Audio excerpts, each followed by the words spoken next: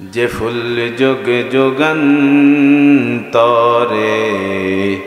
খুশবু ছড়ায়, যে ফুল যুগ যুগান্তরে খুশবু ছড়ায়। এঁকেছি সে ফুল মোরা, এঁকেছি সে ফুল মোরা মনেরি কাবায়, যে ফুল যুগ যুগান্তরে খুশবু ছড়ায়। পূর্ব মনোহরখালী ইসলামী ছাত্র সমাজ কল্যাণ পরিষদের উদ্যোগে আয়োজিত আজকের এই ৬ষ্ঠতম তাফসীরুল কোরআন মাহফিলে উপস্থিত হওয়ার সুযোগ দিয়েছেন, এজন্য আমরা শুকরিয়া আদায় করছি আল্লাহ তাআলার দরবারে। সবাই পড়ি আলহামদুলিল্লাহ হামদান কাসীরান তাইয়্যিবা। আজকের এই মাহফিলে প্রধান আলোচক হিসেবে উপস্থিত থাকবেন বিশিষ্ট ইসলামী চিন্তাবিদ, আন্তর্জাতিক ইসলামী বিশ্ববিদ্যালয়ের সম্মানিত অধ্যাপক জনাব doctor professor BM Mufizur Rahman Al Azhari হাফিজাহুল্লাহ। উপস্থিত থাকবেন প্রধান বক্তা হিসাবে মৌলানা লোকমান হাকিম মাদ্দাজিল্লুহুল আলী, খতিব নন্দন হাউজিং সোসাইটি জামে মসজিদ। আমার আগে আলোচনা করেছেন, অত্যন্ত সুন্দর এবং ভালোভাবে আপনাদের মনের কথাগুলো তুলে ধরেছেন হাফেজ মৌলানা মাহমুদুল হক নুরি সাহেব মাদ্দাজিল্লুহুল আলী। উপস্থিত অন্যান্য ওলামায়ে কেরাম, আমার সামনে যে সমস্ত মুরব্বিয়ানে কেরাম উপস্থিত আছেন, এই মাহফিলের সম্মানিত আয়োজক বৃন্দ, মাইকের মাধ্যমে যারা শুনতে পাচ্ছেন সকলকে সালাম জানাচ্ছি, আসসালামু আলাইকুম ওয়া রাহমাতুল্লাহ। কেমন আছেন আপনারা? আলহামদুলিল্লাহ। আমরা খুব অল্প আলোচনা করব।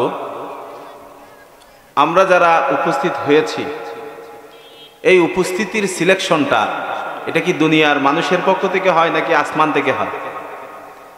আসমান থেকে। আল্লাহ যাকে যাকে সিলেকশন করবে তারা তারাই মাহফিলে আসবে।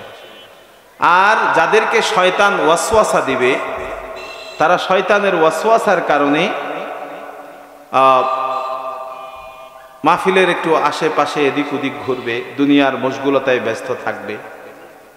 তবে আমরা তাদের জন্য দোয়া করি, আল্লাহ তাআলা যেন তাদেরকে মাহফিলের ময়দানে এসে বসে দুনিয়ার কিছু একটা সময়কে সৌন্দর্যমণ্ডিত করে দামি একটা সম্পদে রূপান্তরিত করার তৌফিক দান করুন। সবাই বলি আমিন। আমরা আপনাদের সামনে তেলাওয়াত করেছি পবিত্র কালামে পাকের সূরাতুল মুদ্দাথিরের একদম 40 আয়াত থেকে 43 আয়াত পর্যন্ত। বলেন তো কোন আয়াত, কোন সূরা থেকে? সূরাতুল মুদ্দাথির। কত আয়াত থেকে কত আয়াত? 40 থেকে 43। এই আয়াতের আলোকে আমাদের কথা হবে ইনশাআল্লাহ, যেহেতু এটা তাফসীরুল কোরআন মাহফিল। কিয়ামতের ময়দানে আল্লাহ তাআলা যখন জান্নাতীদেরকে জান্নাতে ঢুকিয়ে দিবেন, জাহান্নামীদেরকে জাহান্নামে ঢুকিয়ে দিবেন। জান্নাতীরা জান্নাতে যাওয়ার পরে খুব মজার নাজ নিয়ামত পাবেন। মজার নাজ নিয়ামতগুলো পাওয়ার পরে তারা খুব গল্পে মশগুল হয়ে যাবে।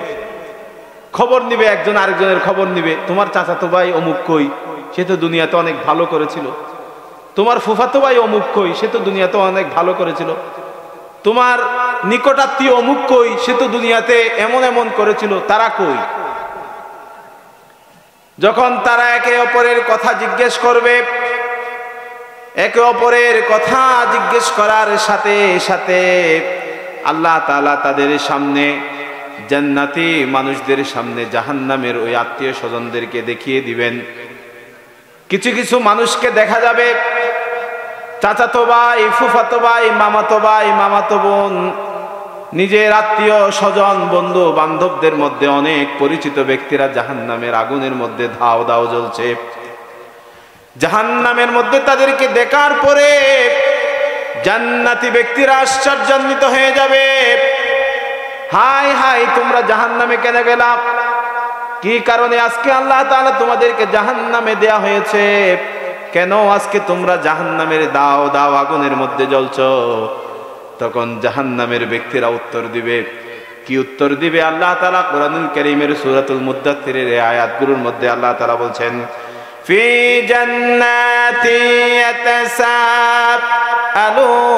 আনিল মুজরিমিনা মা সালাকাকুম ফি সাকার ক্বালু লাম নাকু মিনাল মুসাল্লিন ওয়া লাম নাকু নুতঈমুল মিসকিন ওয়া কুন্না নাখুদু মাআল খাইদিন وَكُنَّا نُكَذِّبُ بِيَوْمِ الدِّينِ আল্লাহু আকবার।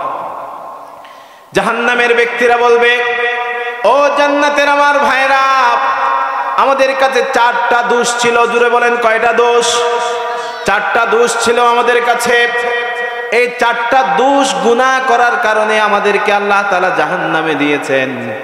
জাহান্নামীরা একে একে বলবেন, জান্নাতীরা জিজ্ঞেস করবেন, ও জাহান্নামের ব্যক্তিরা, কোন কোন কারণে তোমাদেরকে জাহান্নামে দেয়া হয়েছে আমাদেরকে বলো। জাহান্নামীরা 1 নাম্বার বলবে, ক্বালু লাম নাকু মিনাল মুসাল্লিন। জাহান্নামের ব্যক্তিরা দুনিয়ার মধ্যে যখন মুয়াজ্জিন আল্লাহু আকবার বলে আযান দিত, ফজরের আজান হওয়ার সাথে সাথে আমরা আর বসে থাকতাম না, আমরা ঘরের মধ্যে শুয়ে থাকতাম না, আরামের বিছানাকে আমরা হারাম করে দিয়ে জান্নাতের ব্যক্তিরা তোমরা মসজিদে চলে যেতা, আর আমরা জাহান্নামীরা আরামের বিছানাতে আরাম করে ঘুমাতাম। নাউযুবিল্লাহ বলি। জান্নাতি ব্যক্তিরা সালাত নামাজ আদায় করত, জাহান্নামীরা নামাজ আদায় করত না। তার মানে হলো, এবার বলেন, জাহান্নামীরা জাহান্নামে যাওয়ার 1 নাম্বার গুনাহ হলো নামাজ পড়া নাকি না পড়া? নামাজ না পড়া 1 নাম্বার গুনাহ। আমাকে বলতে হবে কিন্তু শেষে আমি জিজ্ঞেস করব আপনাদের সকলের কাছে, জাহান্নামীরা জাহান্নামে যাওয়ার 1 নাম্বার কারণ হলো লাম নাকু মিনাল মুসাল্লিন, মুসল্লিদের সাথে না থাকা। কেন? আয়াত আল্লাহ তাআলা এভাবে বলেছেন, আমরা মুসল্লিদের সাথে ছিলাম না, মুসল্লিদের কাতারে কাতারবদ্ধ হতাম না। এক কথায় আমরা মুসল্লিরা যে পথে চলতো সেই পথে আমরা চলতাম না, মুসল্লিরা যে কাজগুলো করত সেই কাজগুলো আমরা করতাম না। মানুষ যে দুনিয়ার মধ্যে সালাত কায়েম করার কথা বলতো আমরা তাদের সাথে থাকতাম না। মুসল্লিরা যেই ধরনের দলগুলো তারা করত সেই দলের মধ্যে আমরা ছিলাম না। মুসল্লিরা যে কাতারের মধ্যে থাকতো সেই কাতারে আমরা ছিলাম না। মুসলমানেরা যে কাজগুলো করত সেই কাজগুলো আমরা করতাম না, যার কারণে আল্লাহ সুবহানাহু ওয়া তাআলা কিয়ামতের ময়দান থেকে আমাদেরকে জাহান্নামে পাঠিয়েছে। নাউযুবিল্লাহ। তাহলে এবার বলেন, জাহান্নামীরা জাহান্নামে যাবে 1 নাম্বার কারণ কি? নামাজ না পড়া, নামাজীদের সাথে না থাকা। লাম নাকু মিনাল মুসাল্লিন, নামাজীদের সাথে না থাকা এখানে বলা হয়েছে। নামাজ পড়তাম না সে কথা না, নামাজীদের সাথে থাকতাম না।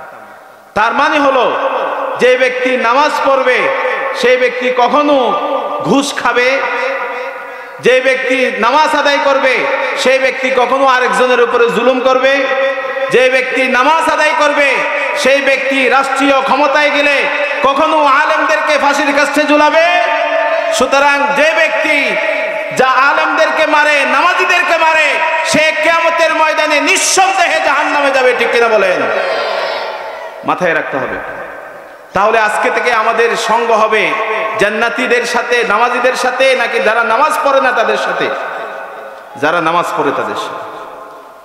এবার জাহান্নামীদের কাছে দ্বিতীয়বার জিজ্ঞেস করা হবে, ও জাহান্নামের অধিবাসী, তোমাদেরকে জাহান্নামে দেওয়ার আর কোনো কারণ আছে নাকি? জাহান্নামীরা বলবে, ওয়ালাম নাকু নুতঈমুল মিসকিন।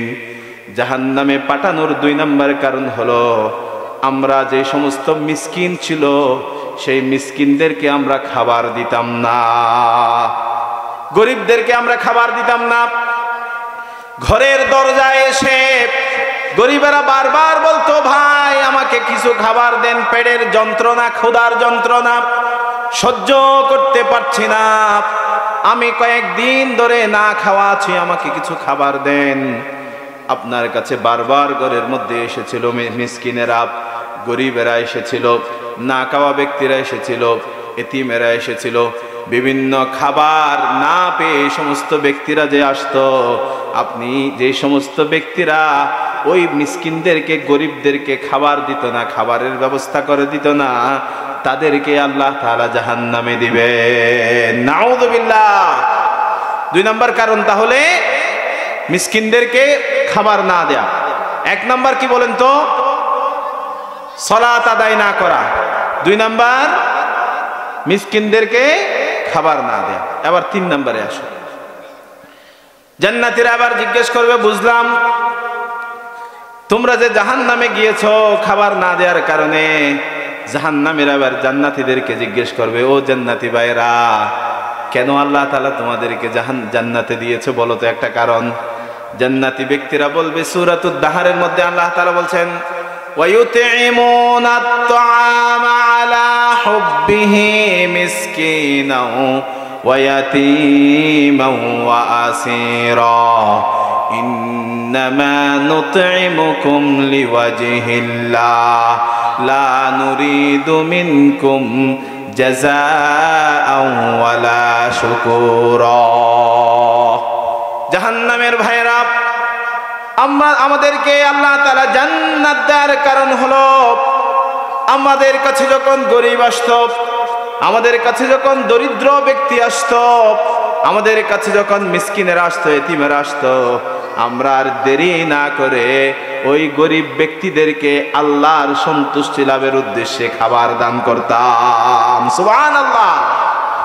জান্নাতে যাওয়ার কারণ হলো মিসকিনদেরকে খাবার দান করা, গরিবদেরকে খাবার দান করা, বন্দীদেরকে খাবার দান করা। মানুষের খাবার কেড়ে নেওয়া নয়, মানুষের খাবার, খাবিকার খাবার। আর যে সমস্ত রাষ্ট্রের গুদামের মধ্যে খাবার জমা আছে, সেই খাবারগুলো যারা চুরি করে, আল্লাহর কসম তারা কখনো জান্নাতে যেতে পারবে না। ঠিক কিনা বলেন? যে সমস্ত ব্যক্তিরা সরকারি ক্ষমতা পাওয়ার পরে, রাষ্ট্রের ক্ষমতায় যাওয়ার পরে রাস্তার টাকা মেরে খেয়েছে, বিল্ডিং নির্মাণের টাকা মেরে খেয়েছে, জনগণের টাকা মেরে খেয়েছে, ত্রাণের টাকা খেয়েছে, গরিব এতিম মিসকিনের টাকা খেয়েছে, তাদেরকে যতই তারা ভালো লোক হোক না কেন, কিয়ামতের ময়দানে 1 সেকেন্ডের জন্য তারা জান্নাতে যেতে পারবে না। ঠিক কিনা বলেন? সুতরাং জাহান্নামে যাওয়ার 2 নম্বর কারণ হলো এতিম এবং মিসকিনদেরকে খাবার না। 3 নম্বর কারণ এবার জাহান্নামীরা বলবে, ওয়া কুন্না নাখুদু মাআল খাইদিন। ও জাহান্নামের জান্নাতি ভাইরা, জান্নাতে যাও, তোমরা গিয়েছো, আর আল্লাহ সুবহানাহু ওয়া তাআলা আমাদেরকে জাহান্নামে পাঠিয়েছে। আমাদেরকে জাহান্নামে পাঠানোর অন্যতম কারণ হলো, যখন 3 জন ব্যক্তি বসে কোনো একটা জায়গার মধ্যে গীবত করত, আমরা তাদের সাথে বসে চতুর্থ জন হয়ে আমরাও গীবত করতাম। নাউযুবিল্লাহ। বলে নাখুদু মাল খাইদিন বলা হলো কি, এই বাচ্চাটাকে একটু ধরেন, এই যে প্যাপু করে যেটা, এই যে আপনার বলা হলো কি, ওয়া কুন্না নাখুদু মাল খাইদিন, আমরা গীবত করতাম। এই কথা বলা হয়নি এখানে, বলা হয়েছে যখন কোনো একটা জায়গায় 3 জন ব্যক্তি বসে, 2 জন ব্যক্তি বসে, 5 জন ব্যক্তি বসে যখন গীবত করত, আমি আরেকজন হিসাবে গিয়ে তাদের কথার মধ্যে জোড়া লাগিয়ে দিতাম। আমাদের সমাজে আছে নাকি নাই? গীবত সোসাইটিতে এখন এমন হয়ে গেছে, গীবত করাটা মানুষ গুনার কাজ মনে করে না। ঠিক কিনা বলেন? মানুষ আরেকবার ডায়লগ ছুটে কিছু কিছু আছে যে বলে এটা হক কথা, আমি তার সামনেও বলতে পারবো। এই যে ডায়লগ মারে, এটার নাম হলো গীবত। এটা বড় গীবত। যে ব্যক্তি গীবত করে তাকে আগে গীবত কি জিনিস সেটা চিনতে হবে, জানতে হবে, ঠিক কিনা বলে? গীবত কি জিনিস সেটা না জানলে সে তো বুঝতে পারবে না। আমরা দেখি, হাদিস থেকে দেখি গীবত কি জিনিস। মুসলিম শরীফের 6758 নম্বর হাদিস, সাইয়েদুনা আবু হুরায়রা রাদিয়াল্লাহু তাআলা আনহু হাদিস বর্ণনা করলেন, আন্না রাসূলুল্লাহ সাল্লাল্লাহু আলাইহি ওয়াসাল্লাম, সাইয়েদুনা আবু হুরায়রা রাদিয়াল্লাহু তাআলা আনহু বলেছেন, আমার নবী বর্ণনা করলেন, একদিন নবী এরকম মসজিদে নববীর মধ্যে বসে মানুষদের সামনে একটা খুতবা দিচ্ছেন, বিভিন্ন বিষয় নিয়ে আলোচনা করছেন। সেই সময়ে নবী জিজ্ঞেস করলেন, ও আমার সাহাবীরা, একটা প্রশ্ন করি। সাহাবায়ে কেরাম বললেন, ইয়া রাসূলুল্লাহ, আপনি বলেন, আমরা শুনি।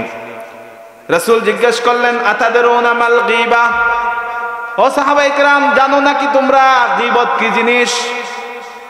সাহাবায়ে কেরাম বলছেন, আল্লাহু ওয়া রাসূলুহু আ'লামু ইয়া রাসূলুল্লাহ, আমরা যত সাহাবী এখানে যত কথাই বলি না কেন, আমাদের কথা কখনো সত্য হবে না, কারণ আমাদের কথা হলো আমরা নিজেরা ধারণা করে বলি, আর আপনি বলেন আল্লাহর পক্ষ থেকে, ঠিক কিনা? আপনার কথাটাই সত্য হবে। ইয়া রাসূলুল্লাহ, আপনি বলেন গীবত কি জিনিস, আমাদেরকে একটু বলে দেন, আমরা শুনি। রাসূলুল্লাহ সাল্লাল্লাহু আলাইহি ওয়াসাল্লাম বললেন, যিকরু আখাকা বিমা ইয়াকরাহু, হে আমার সাহাবীরা, তোমার ভাইয়ের এমন কোন দোষ তুমি স্মরণ করা, যেই দোষ তার কাছে আছে, সেই দোষ আরেকজনের কাছে তুমি বলে দিয়েছ। কোন একটা দোষ তার কাছে আছে, সেই দোষটা আরেকজনের কাছে বলে দেওয়ার নাম হলো গীবত। দোষ আছে, আপনি জানেন, যে কথাটা আপনি আরেকজনের কাছে বলে দিয়েছেন, সেই কথাটা যদি আপনি বলেছেন, সেটা যার কথা বলেছেন সে যদি শুনে মন খারাপ করবে নাকি খুশি হবে? মন খারাপ করবে। রাসূলুল্লাহ বললেন, এমন কথা তুমি বলা, যেই কথা তুমি বলেছো সেটা যার কথা বলেছে সে যদি বুঝে শুনে, তুমি কথা বলেছো, এই কথাটা বলেছো, তার মন খারাপ হবে, সে মনে কষ্ট পাবে, দুঃখ পাবে। সেই কথাটা যদি তুমি আরেকজনের কাছে বলে দাও, সেটার নাম গীবত। সাহাবায়ে কেরাম বলছেন, ইয়া রাসূলুল্লাহ, আমরা তো জানতাম ভিন্ন কথা, এখন আপনি বলছেন কোন একজন ব্যক্তির দোষ বর্ণনা করে দেওয়ার নাম গীবত। আমরা তো জানতাম ইয়া রাসূলুল্লাহ, কোন একজন ব্যক্তির কাছে একটা দোষ নাই, বানিয়ে তার উপরে একটা দোষ বলে দেওয়ার নাম গীবত, সেটা জানতাম। রাসূলুল্লাহ সাল্লাল্লাহু আলাইহি ওয়াসাল্লাম আবার বললেন, ইয়া রাসূলুল্লাহ, আমরা দেখেছি মানুষেরা এই ধরনের কথাগুলো বলে, আফারাআইতা ইন কানা ফি আখি মা আকুলু, ইয়া রাসূলুল্লাহ, আমরা যে কথাগুলো বলেছি সেই কথাগুলো যদি মানুষের কাছে দোষ হিসাবে থাকে, তাহলে রাসূলুল্লাহ বললেন সেটার নাম গীবত। আর যদি যেই দোষের কথা বলেছো সেই দোষ যদি তার ভেতরে না থাকে, তাহলে ইল্লাম ইয়াকুন ফীহি মা তাকুলু ফাকাদ বাহাত্তাহু, এটা হবে বুহতান, অপবাদ। কোন একজন ব্যক্তির কাছে একটা দোষ নাই, সেই দোষ আরেকজনের কাছে বানিয়ে বলার নাম হলো অপবাদ। সেই অপবাদকারী যদি কোন একজন ব্যক্তির নামে মিথ্যা অপবাদ দেয়, চারজন সাক্ষী যদি সে উপস্থাপন করতে না পারে, ইসলামী শরীয়ত তাকে 80টা বেতের আঘাত দিতে বলেছেন। এবার বলেন, আপনাদের এলাকাতে এরকম কত মিথ্যা কথা, মিথ্যা দোষ মানুষের কাছে সাজিয়ে বলেছেন, জীবনে কত বলেছেন, কতটা বেতের আঘাত খেতে হবে। এবার চিন্তা করেন, ইসলামী শরীয়ত আসলে যদি এরকম বিচার দায়ের করা হয় ইউনিয়ন পরিষদে, অমুক ব্যক্তি আমার নামে এরকম মিথ্যা অপবাদ দিয়েছে, যদি প্রমাণ হয় সেই কথা বলেছে, তাহলে বেশি নয় 80টা বেতের আঘাত দিতে হবে। এমন আঘাত দিতে হবে যেন যেই ব্যক্তি মারবে তার শরীরের মধ্যে যত শক্তি আছে তত দিয়ে মারবে। ভালো হবে নাকি খারাপ হবে বলেন? ইসলামী শরীয়ত এত সহজ না, পালন করতে গেলে সহজ, মানতে গেলে সহজ। এখন আসেন, এই যে গীবত, এর অর্থ হলো কোন একজন ব্যক্তির একটা দোষ তার কাছে আছে, সেই দোষটা আরেকজনের কাছে বলে দেওয়ার নাম গীবত। আর তার কাছে কোনো দোষ নাই, বানিয়ে একটা দোষ আপনি বলে দিয়েছেন আরেকজনের কাছে, সেটার নাম বুহতান, অপবাদ। দুইটা জিনিস বুঝেছেন এখন? অপবাদের জন্য আলাদা কথা, গীবতের জন্য আলাদা কথা। এখন কতটুকু পরিমাণ কথা, ব্যঙ্গ, দোষ গীবতের অন্তর্ভুক্ত হয় সেই জিনিসটা দেখি আমরা আগে। তিরমিজি শরীফের 2970 নম্বর হাদিস, সাইয়েদা আয়েশা সিদ্দিকা রাদিয়াল্লাহু তাআলা আনহা, তিনি ছিলেন রাসূলুল্লাহ সাল্লাল্লাহু আলাইহি ওয়াসাল্লামের স্ত্রী। আয়েশা সিদ্দিকা রাদিয়াল্লাহু তাআলা আনহা বলছেন, কুলতু লিন নবী হাসবুকা মিন সফিয়াতি কাযা ওয়া কাযা। বাদুর রুয়াত, কোন রাবি বলছেন তানি কসীরা, রাসূলুল্লাহ একদিন হযরত সফিয়ার ব্যাপারে অনেকগুলো কথা বলছেন, অনেকগুলো প্রশংসা করছেন। প্রশংসা করার এক পর্যায়ে আয়েশা সিদ্দিকা রাদিয়াল্লাহু তাআলা আনহা বলছেন, ইয়া রাসূলুল্লাহ, আপনি সফিয়ার ব্যাপারে এত কথা বলছেন, অথচ সফিয়াটা কিন্তু বাটি মেয়ে, খুব খাটো একজন মেয়ে, খুব বাটি একজন মেয়ে। রাসূলুল্লাহর সামনে যখন আয়েশা সিদ্দিকা বলছেন সাফিয়া বাটি মেয়ে, তখন সাফিয়া রাদিয়াল্লাহু তাআলা আনহা সামনে ছিল না। রাসূলুল্লাহ আয়েশা সিদ্দিকার মুখের মধ্যে হাত দিয়ে দিলেন, হাত দিয়ে বলছেন, লাকাদ কুলতি কালিমাতান, ও আয়েশা, এমন একটা কথা তুমি বলেছো, লাউ মুজিজাত বিমাইল বাহরি, এই কথা যদি, এই কথার যেই তিতা, যেই তিক্ততা, যে বিষ, সেই বিষ যদি সাগরের পানির মধ্যে মিশিয়ে দেই, তোমার একটা কথার এই বিষের কারণে পুরা সমুদ্রের পানি বিষাক্ত হয়ে যাবে। নাউযুবিল্লাহ। শুধু বলেছেন কি, ব্যক্তিটা খাটো, মহিলা তাতে, ইয়া রাসূলুল্লাহ আপনি তার এতগুলো সৌন্দর্যের কথা বলছেন, মহিলা তো খাটো, মহিলা অনেক বাটি, এই বাটি মেয়েকে আপনি এত পছন্দ করছেন।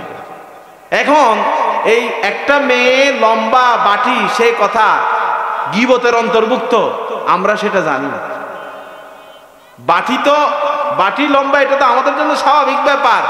একটা মেয়ের বিয়ের ঘর যদি কোথাও দেখতে আসে, এখন সে মেয়ের যা করেছে, যা করেনি, তার কয়েক 10 গুণ বাড়িয়ে এলাকার মধ্যে ছড়িয়ে যতক্ষণ পর্যন্ত দিতে পারবে না, এক শ্রেণীর মানুষের পেটের ভাত হজম হয় না, ঠিক কিনা বলেন? তো এখন কত হাজার গীবত করে ফেলছেন এবার। তাহলে এবার এই যে গীবত যারা করেছে, তারা জান্নাতে যাবে নাকি জাহান্নামে যাবে? হাদিস কি বলেছে, কোরআন কি বলেছে আমাদেরকে? তারা জাহান্নামে যাবে। কোরআনের আয়াতে তো বলেছি, সূরাতুল মুদ্দাসসিরের 40 আয়াত। এরপরে আসেন, তাহলে গীবত, কার গীবত করা যাবে না, কার গীবত করতে হবে? যেমন ধরেন একজন ব্যক্তি কালো, আপনি সেই ব্যক্তির দুশ্চর্চার চিন্তায় বলেছেন, এর মতো কালো একটা ছেলেকে কেমনে তুমি পছন্দ করো? এই যে আপনি তার অগুছরে কালো একটা ছেলে বলেছেন, এটা কি? সে যে একটা পোশাক পরেছে, দেখো তো, দূর থেকে তাকে ব্যঙ্গ করে বলছে, দেখো তো তারে কিরকম লাগতেছে, এটার নাম গীবত। এই যে এভাবে প্রত্যেকটা কিছু। এখন এমনও আছে যে আজকে ধরেন একটা মাহফিল হয়েছে না, এই মাহফিলে কোনো বক্তা ধরেন কোনো একটা কথা বলছে, আগামীকাল থেকে 1 সপ্তাহ পর্যন্ত এলাকার চায়ের দোকান যেগুলো আছে, এগুলো কয়েকজন এই গীবত চর্চাকারী খুব গরম রাখবে, এগুলো চর্চা করে যতক্ষণ পর্যন্ত মাহফিল এটাকে বিতর্কিত করতে পারবে না, ততক্ষণ পর্যন্ত তাদের ঘরের ঘুম হারাম হয়ে যাবে, ঠিক কিনা বলে? এই এলাকার চাটাম ঘরগুলো খুব গরম থাকে। এলাকার কোনো একটা ছেলে পায়ে আঘাত পেয়েছে, সেখান থেকে শুরু করে ডোনাল্ড ট্রাম্প কি হয়েছে সেটা পর্যন্ত যা কিছু আছে দুনিয়ার মধ্যে সব কিছু তারা বলতেছে। অথচ কোরআনের কথা কি? মুসলমান কথা বলার ক্ষেত্রে যথেষ্ট চিন্তা ভাবনা করেই কথা বলবে। কারণ নবী করিম সাল্লাল্লাহু আলাইহি ওয়াসাল্লাম ইরশাদ করলেন, খুব আশ্চর্যজনক হাদিস, মাথায় রাখতে হবে। আদম সন্তানের মুখের বাণী খুব আশ্চর্য। কারণ কোন একটা সময় সে নিজ অজান্তে একটা কথা বলে ফেলেছে, সেই কথা আল্লাহর দরবারে কবুল হয়ে গিয়েছে। আল্লাহর দরবারে কবুল হওয়ার কারণে, একটা কথার কারণে তাকে আল্লাহ জান্নাত দিতে পারেন। সুবহানাল্লাহ। আবার এমন হতে পারে আদম সন্তান নিজ অজান্তে একটা কথা বলেছেন, আল্লাহ তার উপরে নারাজ হয়ে গিয়েছেন, এই একটা মাত্র কথা, একটা মাত্র শব্দের কারণে আল্লাহ তাকে জাহান্নাম দিবে। নাউযুবিল্লাহ। সুতরাং কথা বলার ক্ষেত্রে সতর্ক হতে হবে, ঠিক কিনা বলেন? সতর্ক হয়ে যেতে হবে আজকে থেকে। এই কারণে কোরআনুল কারীমের মধ্যে আল্লাহ তাআলা বলছেন গীবত কেন হয়, তার একটা কায়দা, তার একটা উৎস, তার একটা যে সোর্স আল্লাহ তাআলা কোরআন কারীমের সূরা হুজুরাতের মধ্যে বললেন, ইয়া আইয়ুহাল্লাযীনা আমানু জিতানিবু কাসীরাম মিনায-যন্নি ইন্না বা'দায-যন্নি ইসমুন ওয়ালা তাজাসসু ওয়ালা ইয়াগতাব বা'দুকুম বা'দা আইয়ুহিব্বু আহাদুকুম আন ইয়াকুলা লাহমা আখিহি মাইতান ফাকারিহতুমুহু ওয়াত্তাকুল্লাহা ইন্নাল্লাহা তাওয়াবুর রহিম। সূরা হুজুরাতের 12 নম্বর আয়াতে আল্লাহ বলছেন, হে যারা ঈমান এনেছো, ইয়া আইয়ুহাল্লাযীনা আমানু, ঈমান যারা এনেছো। আমরা এখানে যারা আছি তারা ঈমানদার নাকি বেঈমান? জোরে বলেন, ঈমানদার নাকি বেঈমান? যদি ঈমানদার হয় তাহলে আমাদের জন্য এই আয়াত, ঠিক কিনা বলেন? যদি আমরা ঈমানদার না হই তাহলে আমাদের জন্য এই আয়াত নয়। যদি ঈমানদার হয়ে থাকেন আপনি, আপনার জন্য আল্লাহর পক্ষ থেকে মেসেজ, আল্লাহর পক্ষ থেকে চিঠি এসেছে, আল্লাহর পক্ষ থেকে খবর এসেছে, শুনেন ও ঈমানদার, ইজেনতা নিব, দূরে থাকো, কাসীরাম মিনায-যন্নি, অনেক ধারণা করা থেকে, ইন্না বা'দায-যন্নি ইসমুন, কারণ কিছু কিছু ধারণা আছে পাপ, গীবত শুরু হয় এই ধারণা থেকে। প্রথমে চলে আসবে অমুককে আমি অমুক বাজারের মধ্যে দেখেছি, ও সে মনে হয় ওখানে কোনো পাপ করতে গিয়েছে, কোন সিনেমা দেখতে গিয়েছে, অথবা কোনতে গিয়েছে, অথবা তাকে আমি অমুক জায়গায় দেখেছি, মনে হয় সে চুরি করতে গিয়েছে, ধারণা। অথচ সে হতে পারে সেখানে একজন রুগী দেখতে গিয়েছে, হতে পারে, কিন্তু ধারণা করা। প্রথম আপনি তার জন্য একটা ধারণা করলেন, সেই ধারণার পরে পরবর্তীতে আসবে তাজাসসু, এর পরে যখন তার ব্যাপারে একটা ধারণা চলে আসবে আপনার, এরপরে আপনি তার পেছনে পেছনে ঘুরতে থাকবেন, তার পেছনে পেছনে ঘুরে তার বিভিন্ন দোষ আপনি তালাশ করতে যাবেন। যখন তার পেছনে আপনি পড়ে যাবেন তখন তার একটা দোষ আপনি পেয়ে গেছেন। দোষ যখন পেয়ে যাবেন তখন সেটা আপনি মানুষের সামনে প্রকাশ করবেন। যখন মানুষের সামনে আপনি প্রকাশ করবেন তখন সেটা গীবত হয়ে যাবে। আল্লাহর নবী বলেছেন, আল্লাহ তাআলা কুরআনুল কারীমের এই আয়াতের মধ্যে বলছেন, ওয়ালা ইয়াগতাব বা'দুকুম বা'দা, তোমরা একজন অপরজনের গীবত করবে না। কারণ আইয়ুহিব্বু আহাদুকুম আইয়াকুলা লাহমা আখিহি মাইতা, তোমাদের মধ্যে কি এমন কেউ আছে যে তার ভাই মারা গিয়েছে, মারা যাওয়ার পরে তার শরীর থেকে এক টুকরা মাংস কেটে নিয়েছে, কেটে নেওয়ার পরে সেটা অনেক ভালো করে মজা করে রান্না করেছে, রান্না করার পরে আপনি খাবেন নাকি? মরা ভাইয়ের গোশত আপনি খাবেন নাকি? মরা ভাইয়ের গোশত যেমন আপনি খাবেন না, আল্লাহ তাআলা বলছেন গীবত করাও মরা ভাইয়ের গোশত খাওয়ার মতো। সুতরাং তোমরা কখনো মরা ভাইয়ের গোশত খাবা না। মরা ভাইয়ের গোশত খাওয়া যেমন তোমরা অপছন্দ করো, গীবত করাকেও তোমরা তেমন অপছন্দ করো। আগে যে গীবতগুলো তোমরা করে ফেলেছো, এবার ইন্নাল্লাহ তাওয়াবুর রহিম তাফসীরের মধ্যে আসেন। এবার বলা হয়েছে যে ব্যক্তির গীবত আপনি করেছেন তার কাছে গিয়ে আপনাকে ক্ষমা চাইতে হবে। এই কারণে রাসূলুল্লাহ সাল্লাল্লাহু আলাইহি ওয়াসাল্লাম হাদিস বর্ণনা করলেন, আবু দাউদ শরীফের হাদিস। আল্লাহর নবী সাল্লাল্লাহু আলাইহি ওয়াসাল্লাম বলছেন, আল গীবাতু আশাদ্দু মিনাজ জিনা, জিনা হলো, গীবত হলো জিনার চেয়ে আরো জঘন্যতম পাপ। সাহাবায়ে কেরাম আরজ করলেন, ইয়া রাসূলুল্লাহ, গীবত কেমনে জিনার চেয়ে জঘন্য পাপ হয়ে যায়? রাসূলুল্লাহ ব্যাখ্যা করছেন, শুনো, যে ব্যক্তি জিনা করবে সেই ব্যক্তি আল্লাহর দরবারে যদি অধিক কান্নাকাটি করে, আল্লাহর দরবারে তওবা করে, আল্লাহর দরবারে প্রার্থনা করে, আল্লাহ আমাকে ক্ষমা করে দাও, আল্লাহ তাআলা ওই ব্যক্তিকে ক্ষমা করতে পারে।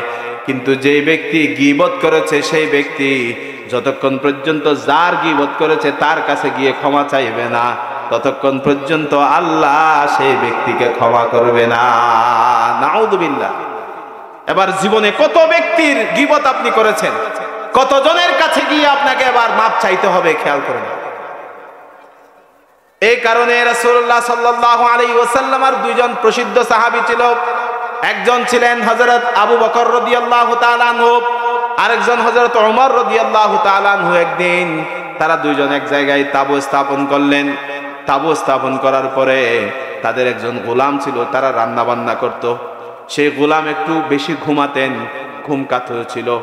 এখন হঠাৎ করে ওই গোলাম ঘুমিয়ে পড়লেন। আবু বকর ওমর রাদিয়াল্লাহু তাআলা আনহু বাইরে গেলেন কাজ করে, আসার পরে ওনারা চিন্তা করেছেন গোলাম ততক্ষণে রান্না শেষ করবে, আমরা আসার পরে খাবো। তখন দুইজন কিছুক্ষণ পরে ফিরে আসলেন, ওদিকে গোলাম ঘুম।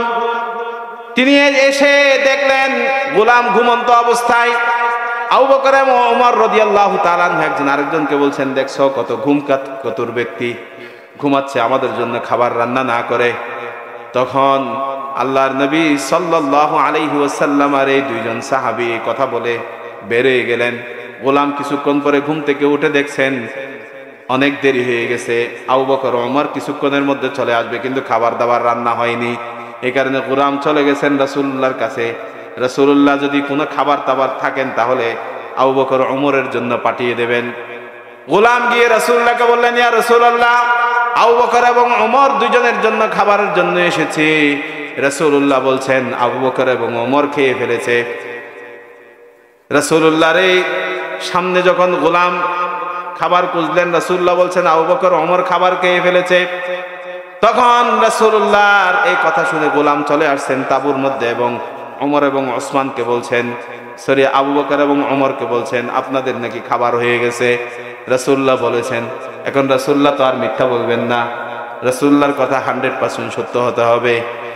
তো এখন দুইজন গিয়ে রাসূলুল্লাহর দরবারে উপস্থিত হলেন। আবু বকর এবং ওমর বললেন, ইয়া রাসূলুল্লাহ, আমরা তো কিছুই খাই নাই, আমরা সকাল থেকে কিছুই খাই নাই, পেটে অনেক ক্ষুধা, অথচ আপনি গোলামকে বলেছেন আমরা খেয়ে ফেলেছি।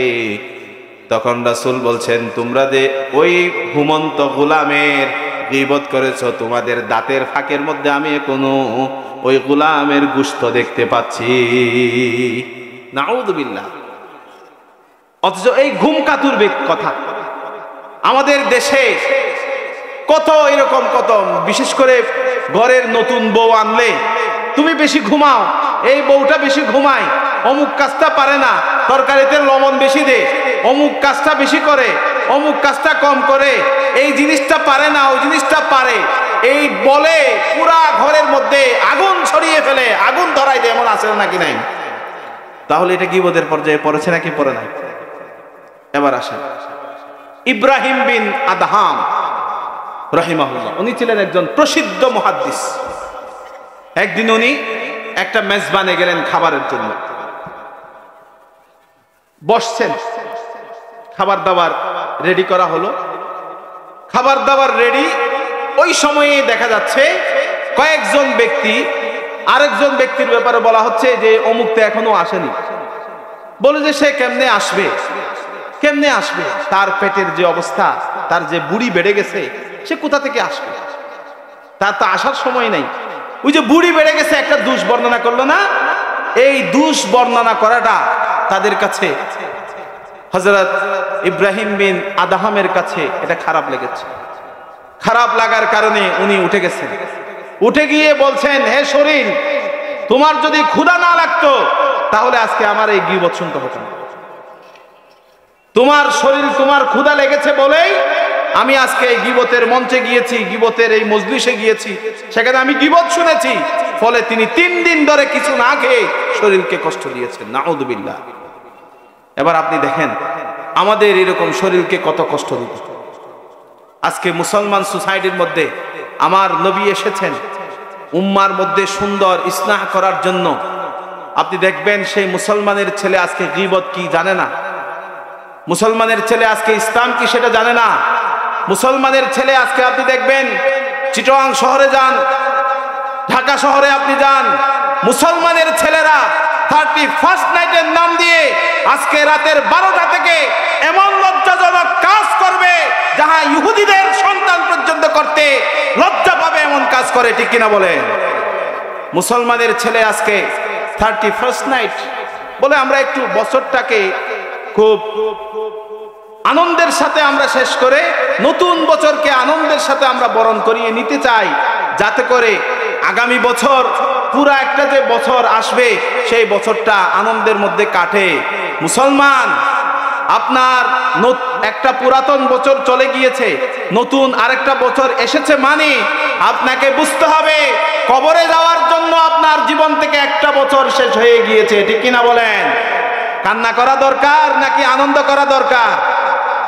31st নাইটের নামে যে আনন্দ করা হয় সেটা মুসলমানের ছেলেদের অনুষ্ঠান নয়, মুসলমানদের জন্য অনুষ্ঠান, আনন্দের অনুষ্ঠান রাসূলুল্লাহ শরীয়তের মাধ্যমে দিয়েছেন ঈদুল আযহা এবং ঈদুল ফিতর, ঠিক কিনা? রাসূলুল্লাহ যখন মক্কা থেকে মদিনায় গিয়েছেন তখন দেখেছেন ইহুদিরা এক ধরনের আনন্দ করে একটা দিনে, খ্রিস্টানেরা একদিনে আনন্দ করে। জিজ্ঞেস করা হলো, এই দিনে তোমরা আনন্দ করো কেন?